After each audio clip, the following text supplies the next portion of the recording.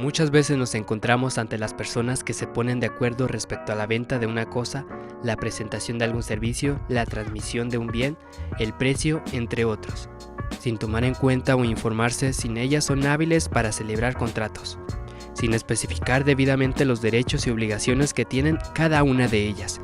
Básicamente el derecho contractual es una rama del derecho que estudia, como su nombre lo dice, los actos jurídicos, en este caso de manera específica lo que son los contratos.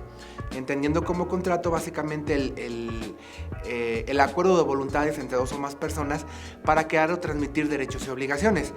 Y precisamente estos actos jurídicos que se traducen en contratos son básicamente lo que constituye la materia de lo que es el derecho contractual. Ese acuerdo de voluntades que existe entre un deudor y acreedor que participan en una obligación para crear o transmitir derechos y obligaciones. Es decir, mediante esta relación contractual, las partes que intervienen en el propio contrato adquieren a su vez derechos que tienen que hacer valer respecto de la otra persona con la que se celebra el contrato, o bien en su caso también adquieren obligaciones que tienen que cumplir respecto de esa otra persona que se celebra el contrato. Y esos derechos y obligaciones son mutuos entre las propias partes que lo celebran. Ahora, los contratos básicamente tienen tres elementos esenciales. Los contratos tienen elementos esenciales, es decir, es necesario que estos elementos se presenten, ya que de lo contrario, los contratos serán inexistentes. No nacerá la vida jurídica y por ende no se producirán efectos legales. Estos elementos son el consentimiento y el objeto, que puede ser materia del contrato. Todos, sin lugar a duda, contienen dos de ellos, uno relativamente por alguna excepción. Pero ¿cuáles son? Básicamente, el primero de los elementos esenciales es el consentimiento. Se refiere básicamente a la voluntad de las partes, la manera en cómo las partes que se encuentran involucradas pues manifiestan esa voluntad o ese consentimiento de celebrarlo, que puede ser de manera verbal o puede ser incluso de manera escrita. Otro de los elementos esenciales es el objeto. El objeto se traduce en un objeto directo y un objeto indirecto. El objeto directo dentro de lo que son los contratos como elemento esencial es básicamente la conducta que va a adoptar una y otra parte para el cumplimiento y la materialización del contrato.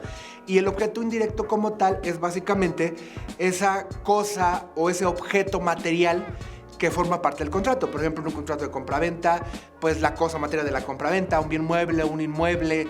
En el caso del arrendamiento, por citar un ejemplo, bueno, pues el uso del disfrute del bien mueble o inmueble que se va a arrendar, más aparte en la compraventa, el pago del precio en su caso, y en el caso del arrendamiento, por ejemplo, la renta misma. Y otro elemento que no se aplica para todos los contratos, pero sí para algunos, es la solemnidad, que básicamente se traduce en una serie de formalidades o un protocolo que se debe llevar a cabo para que ese contrato sea válido. Pero insisto, este no aplica para todos por disposición de ley, solamente para algunos. Los requisitos que deberá reunir un objeto de contrato son: el objeto ha de ser real o posible, es decir, que cuando se celebre el contrato exista o pueda llegar a existir. El objeto ha de ser lícito, es decir, de lo contrario a la ley. El objeto ha de ser determinado, es decir, que no puede confundirse con otros de su especie. Mira, los contratos son una fuente de las obligaciones, dicen los juristas y los expertos en derecho, más comunes y más importantes. ¿Por qué? Porque los individuos en el entorno social estamos en nuestro actuar celebrando contratos de manera formal o informal. El hecho incluso de acudir propiamente ante un establecimiento o ante un comercio, ante un local, a adquirir desde un producto mínimo hasta algo ya más ostentoso, eso es celebrar un contrato, independientemente de que no lo celebremos de manera escrita, aunque sea de manera verbal. Entonces, partiendo de esa cuestión, de que en el actuar los seres humanos, o en este caso los individuos, realizamos contratos de manera formal o informal, es precisamente que se le conoce como la fuente más importante, de donde surgen las obligaciones, de donde emanan derechos y obligaciones. Y por eso, básicamente, tienen esa aplicación que tú mencionas, incluso en el entorno social.